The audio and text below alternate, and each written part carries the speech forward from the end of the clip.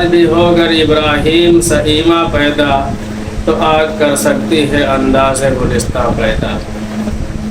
برادران ملت و دانشوران قوم و مذہب اسلام کے متوالوں، اللہ تبارک و تعالی نے ہر دور میں ہر زمانے میں لوگوں سے قربانیاں لی، لیکن حضرت ابراہیم علی نبینا علیہ الصلاۃ والتسلیم کی قربانی کو اللہ تبارک و تعالی نے زندہ و جاوید کر دیا۔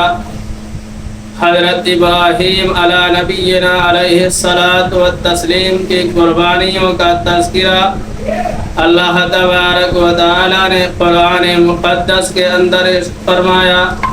حضرت ابراہیم علی نبینا علیہ الصلاۃ والتسلیم کی قربانی کا بڑی تفصیل سے اللہ تبارک و تعالی نے تذکرہ فرمایا۔ اس قربانی میں سے میں چند کی جھلکیاں آپ کے سامنے پیش کرتا ہوں، اور ایک ادا حضرت حاجرہ رضی اللہ تعالی عنہا کی ایسی ہے جس کو اللہ تبارک و تعالی نے حج کا رکن بنا دیا۔ اس کو سمجھنے کے لیے میں چند باتیں آپ کے سامنے پیش کرتا ہوں۔ ان میں سب سے پہلی بات یہ ہے کہ اللہ تبارک و تعالی نے حضرت ابراہیم علی نبینا علیہ الصلاۃ والتسلیم کو ایک ایسے ماحول میں پیدا فرمایا جہاں صرف اور صرف بتوں کی پوجا ہوتی تھی، یہاں تک کہ حضرت ابراہیم علی نبینا علیہ الصلاۃ والتسلیم کے والد محترم آزر بتوں کو تراشتے تھے، پتھروں کی مورتیاں بناتے تھے اور ان کو بازار میں فروخت کرتے تھے اور لوگ ان کی پوجا کرتے تھے۔ حضرت ابراہیم علیہ السلام نے جب آنکھیں کھولی تو اتنا گھناؤنا ماحول دیکھا، اپنے باپ آزر کو سمجھانا شروع کیا، لیکن باپ سمجھتا کیا، انہوں نے حضرت ابراہیم سے کہا کہ تم میرے گھر سے نکل جاؤ۔ حضرت ابراہیم علی نبینا علیہ الصلاۃ والتسلیم نے گھر کو چھوڑا ہے، وطن کو چھوڑا ہے، باپ کو چھوڑا ہے، اور اللہ تبارک و تعالی کے حکم سے سب کچھ چھوڑ دیا۔ لیکن اللہ تبارک و تعالی نے اسی پر بس نہیں کیا، بلکہ حضرت ابراہیم علی نبینا علیہ الصلاۃ والتسلیم کے اوپر ایسے مصائب اور آلام آئے ہیں، اتنی عمر ہو چکی ہے، اولاد سے محروم ہے، لیکن جب اللہ نے اولاد دی ہے تو امتحانات لیے ہیں اور سخت امتحانات لیے ہیں۔ وہ کلی کھلنے پائی تھی کہ اللہ تبارک و تعالی نے کہا کہ اے ابراہیم، تم اپنے بیٹے کو وادی غیر ذی زرع میں چھوڑ آؤ، جس کا قرآن کریم نے بڑے انوکھے انداز میں نقشہ کھینچا ہے۔ وادی غیر ذی زرع عند بیتک المحرم کے لفظ اللہ نے ارشاد فرمائے ہیں۔ حضرت ابراہیم علی نبینا علیہ الصلاۃ والتسلیم اللہ کے حکم کے سامنے جھک گئے اور اپنی بیوی حاجرہ اور بیٹے اسماعیل کو اسی وادی غیر ذی زرع کے اندر چھوڑ کر کے آئے، لیکن ایک پانی کا مشکیزہ اور چند کھجور حاجرہ کے حوالے کی اور ابراہیم وہاں سے روانہ ہونے لگے تو حضرت حاجرہ نے کہا، تم مجھ کو یہاں اس سنگسان وادی میں، وادی غیر ذی زرع میں کس کے سہارے چھوڑے جا رہے ہو؟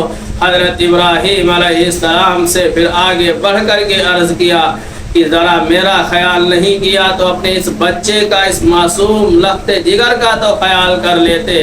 حضرت ابراہیم علی نبینا علیہ الصلاۃ والتسلیم نے ایک نگاہ اٹھائی اور حضرت حاجرہ نے کہا کہ کہاں جا رہے ہو؟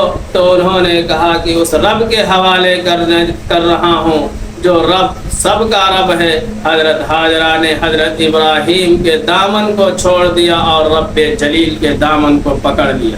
اب منظر کیا تھا؟ حضرت حاجرہ وہ کھجوریں اور وہ پانی استعمال کرتی رہی، جب پانی ختم ہو گیا، کھجوریں ختم ہو گئی تو ننھا معصوم پیاس کے مارے بلکنے لگا۔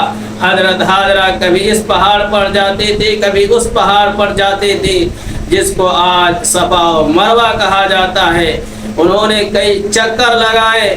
اللہ تبارک و تعالیٰ نے جبریل امین کو بھیجا، اور بھیجنے کے بعد اسماعیل نے جہاں پر اینٹی رگڑی تھی اس جگہ سے اللہ تبارک و تعالیٰ نے ایک پانی کا چشمہ جاری کر دیا، جس کو ہم اور آپ زمزم کے نام سے یاد کرتے ہیں۔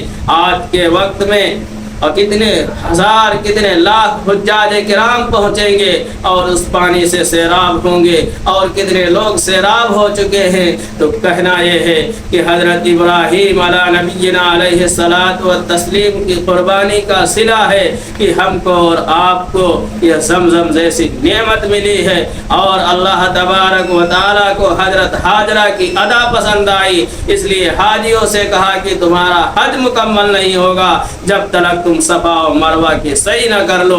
دوستو، اللہ تبارک و تعالیٰ نے اس قربانی کو کیوں زندہ فرمایا؟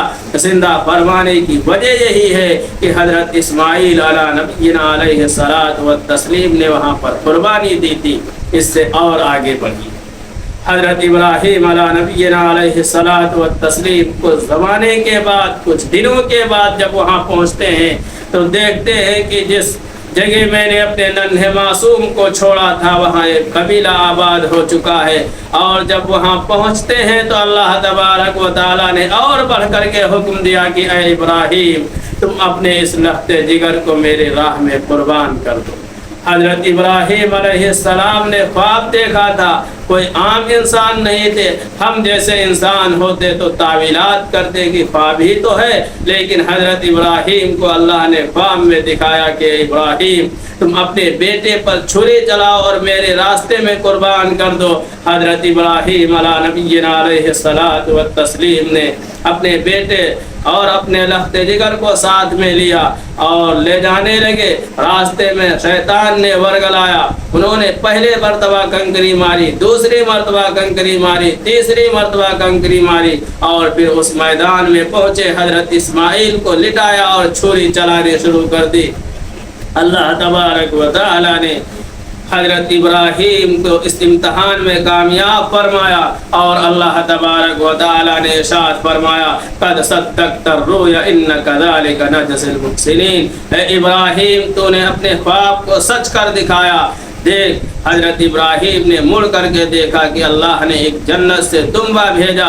حضرت ابراہیم علی نبینا علیہ الصلاۃ والتسلیم نے حضرت اسماعیل کی جگہ پر اس دمبے کو قربان کیا، جس کو ہم اور آپ خاص طور سے حجاج کرام پر اور عرفات کے میدان سے لوٹنے کے بعد قربانی کریں گے۔ اسی کو اللہ تبارک و تعالیٰ نے پوری امت کے لیے یادگار بنا دیا کہ ہر صاحب استطاعت شخص 10، 11، 12 کو اللہ کے راستے میں جانور کی قربانی کرے۔ پھر اللہ کے نبی جناب محمد رسول اللہ صلی اللہ علیہ وسلم سے کسی نے پوچھا، اے اللہ کے نبی، اس پر ہم کو کیا ملے گا؟ اللہ کے نبی جناب محمد رسول اللہ صلی اللہ علیہ وسلم نے فرمایا، قربانی کے دنوں میں اللہ کے راستے میں جانور کے قربان کرنے سے بہتر اللہ کے نزدیک کوئی عبادت نہیں، اور ہر بال کے بدلے اللہ تبارک و تعالیٰ نیکی عطا فرمائے گا۔ تو دوستو، غور کیجئے، حضرت ابراہیم کی قربانی کا صلہ ہے کہ اللہ تبارک و تعالیٰ نے ہم کو اور آپ کو 10 ذی الحجہ کو قربانی جیسی نعمت عطا فرمائی، اور حضرت حاجرہ کی ادا اللہ کو پسند آئی کہ اللہ تبارک و تعالیٰ نے اس کو حج کا رکن فرما دیا۔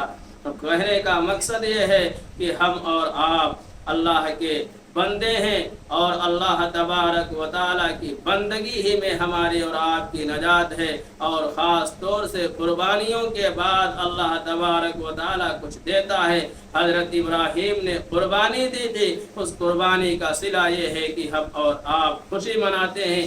اللہ نے اس امت کو 2 خوشیاں دی ہیں، ایک خوشی جب مہینے بھر کے روزے رکھتا ہے تو عید الفطر کی شکل میں اللہ نے خوشی دی، اور دوسری خوشی اللہ تبارک و تعالیٰ نے ابراہیم کی قربانی کے صلے میں دی، جس کو ہم اور آپ 10 ذی الحجہ کے نام سے جانتے ہیں اور عید الاضحیٰ کے نام سے جانتے ہیں۔ اللہ تبارک و تعالیٰ سے دعا کیجیے کہ اللہ تبارک و تعالیٰ ہم کو قربانی کی قدر کرنے کی اور حج جیسی اہم عبادت کو ادا کرنے کی سعادت و توفیق مرحمت فرمائے۔ وما علینا الا